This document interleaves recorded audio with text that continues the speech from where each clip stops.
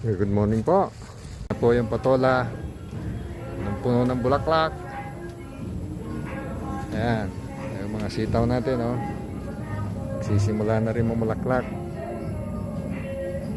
So, yung ating kalabasa, simula na rin. Kukunin natin yung mga bulaklak niyan na sinasabi nila na lalaki. Kaya yan, pwedeng ulamin. Ayan, oh.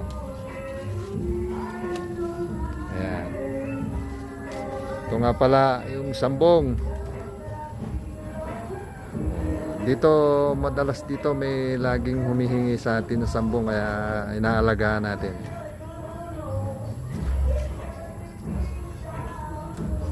Kagaya, oh. Ayan, oh. May humingi. Ka Junior, kaway ka, kaway. Ayan. Yan ang maintenance niya.